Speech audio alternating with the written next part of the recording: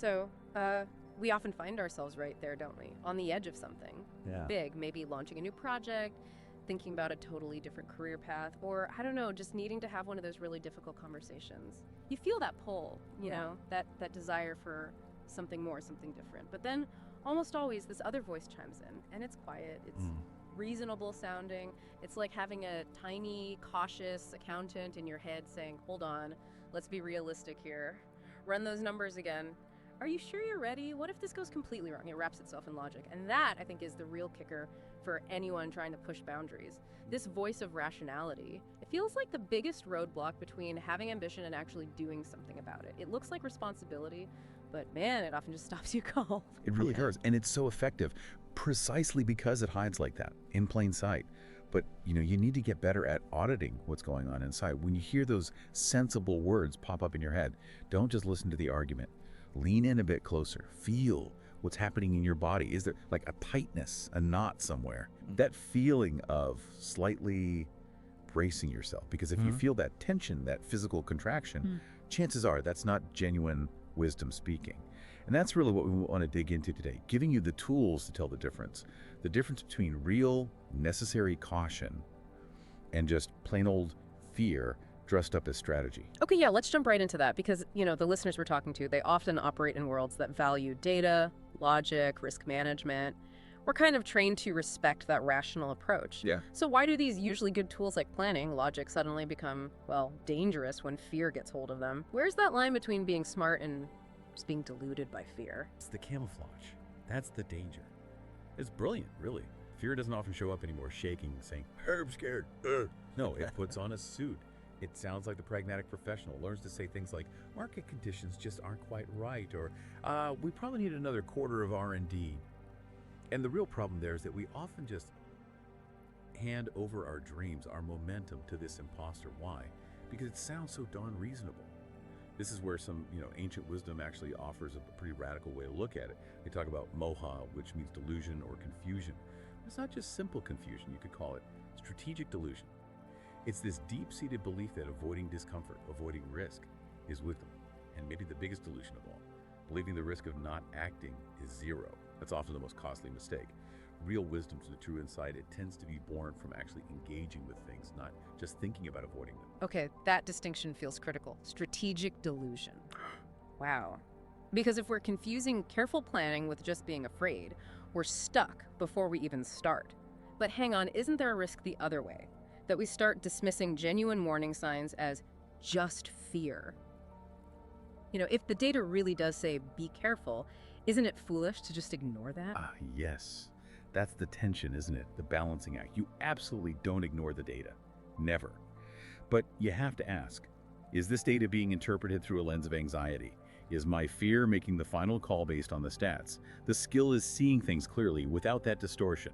That's what the practice of Vipassana points towards clear seeing. It means looking at the data and looking at the fear and looking at your real intention all at the same time, without letting one hijack the others. All right, so how do we do that? What's the actual mechanism? For someone facing a huge deadline, or maybe that big pitch tomorrow, how do you catch fear in the moment? Before it cooks up that perfectly logical reason not to go for it. We need something practical, something high leverage here. The mechanism is, it's radical presence, what the old traditions call sati, or mindfulness. And forget the sort of fluffy wellness image for a second. This is a strategic, disciplined practice. It's the work of consistently bringing your attention back to this moment, to simply notice the subtle shifts in your mind, in your body, without immediately getting swept away by them. What sati does, and this is revolutionary, is it creates a pause, a tiny little space, that fraction of a second between the stimulus, say, a fearful thought, and your usual programmed reaction. That's where choice comes back online. Without that pause, you're basically running on autopilot, on old conditioning. Yeah. With the pause, you gain leverage. You start to learn the difference in flavor between real discernment, which might genuinely say, pull back a bit, and that old conditioned, self-limiting fear voice. So the power isn't necessarily in making the fear vanish. It's more about seeing it for what it is, like another piece of data maybe, but not the CEO making the final decision. I think most of us practice that pause after we've already sent the angry email, right? Not before. Exactly, we've all been there. But think about this story. A young monk, terrified before his first big public teaching, just trembling, wanting to run, he tells his teacher, I can't do it. I'm not ready. I should just stay silent. The teacher didn't say, don't be afraid. He didn't dismiss it.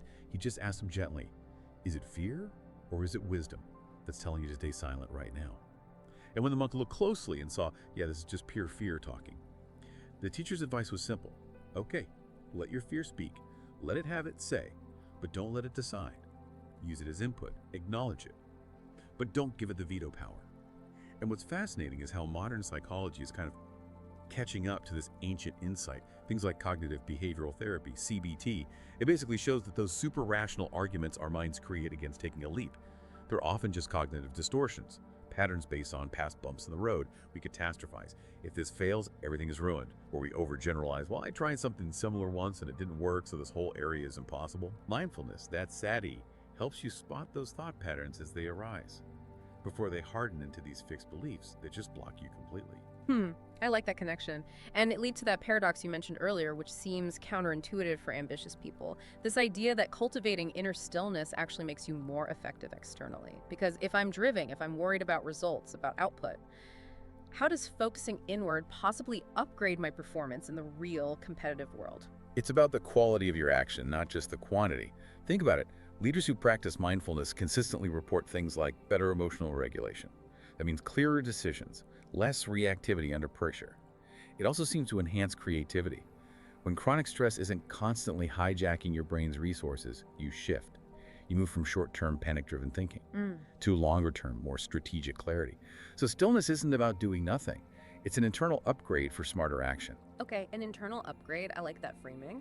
Let's push that idea towards ambition itself then. If we're getting better at seeing through fierce disguises, how do we make sure the ambition that's left is clean? How do we know our drive is coming from a genuine place, from purpose, and not just, some kind of compulsion, or maybe running away from feeling inadequate or irrelevant? That's a deeper layer. That requires cultivating another quality, sometimes called sampajanyaya. You could think of it as intentional alignment, clear comprehension. It's the practice of really asking yourself, what's the core intention behind this push? Is this action coming from a place of wisdom, of contribution, or is it fundamentally reactive, driven by something else? I remember working with this founder in Silicon Valley, hugely successful on paper, praised for his relentless drive. But he was utterly burned out after his second company exit, even though it was financially successful. His drive, when we really dug into it, it wasn't coming from vision, it was coming from this deep underlying script. A script that basically said, if I stop pushing, constantly achieving, I'll be worthless, I'll become irrelevant. His whole incredible work ethic was fundamentally rooted in a childhood fear that love and acceptance were conditional on his performance. Wow, so he wasn't really building companies out of excitement for the idea, but more out of a kind of deep-seated panic. Exactly, that was the engine. And seeing that, really seeing it, didn't make him stop being ambitious, it actually freed him up. He approached his next venture very differently. He started leading from presence, asking, what truly aligns with my values here, instead of just reacting to that fear of irrelevance. He ended up working, clearer, more effectively actually, because the energy wasn't being drained by that hidden anxiety. That makes a lot of sense, reframing the why behind the what. I appreciate how this connects these, sometimes esoteric sounding concepts directly to practical business and life strategy. But let's take maybe the biggest leap.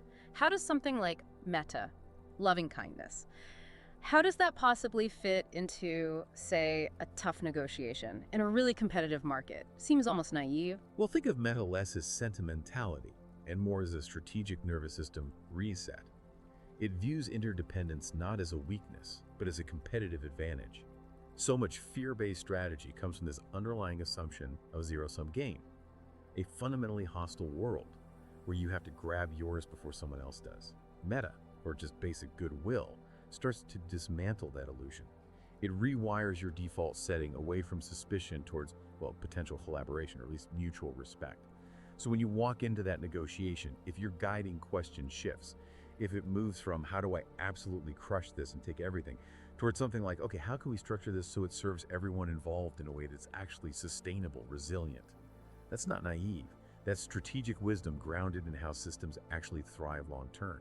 Yes, your success gains an ethical foundation, which is important, but maybe more practically, it gains resilience. Because it's not just about you, it's connected to the health of the whole ecosystem you're operating in. Right, so it's not about being nice in a passive way, it's about recognizing that shared success can be stronger success. And these practices, they're not just for like a retreat or a special quiet time. You're saying they happen in those tiny moments, the micro moments of return, you call them, like literally pausing before firing off that angry reply, or just noticing your breathing when you feel that wave of financial stress hit, and just sitting with it for a second instead of immediately trying to distract yourself or fix it. Absolutely, that's precisely it. Each one of those tiny moments is a training ground. It's not an escape from reality. It's actually a deeper entry into what's really happening in that moment. It's a moment where you reclaim choice, step off the autopilot. And the cumulative effect, all that energy that used to leak into endless second guessing into that internal critic, it starts to become available for focused, intentional action. So if we were to try and bring this all together for you, real sustainable success isn't just about external achievement. It's about achieving a kind of congruence, an integration, a harmony between what you do on the outside and who you are, what you intend on the inside. You just can't build a truly meaningful, durable life or business on a foundation of unexamined fear. Even when that fear looks incredibly smart and sensible, dressed up in the robes of common sense. Congruence, yeah, that feeling when things align inside and out. And when you have that, like you said, the energy stops leaking. You stop pouring effort into maintaining some image that looks great online maybe, while deep down something feels off, like this isn't really mine. It makes you wonder, maybe the biggest risk isn't failing at the venture. Maybe the biggest risk is succeeding at building a life that never truly felt like your own in the first place. That really is the ultimate question, isn't it?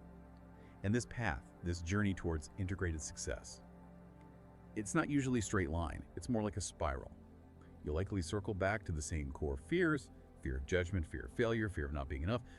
But hopefully, each time you meet them, you do so with a little more awareness, a little more space, maybe even a bit more compassion for yourself.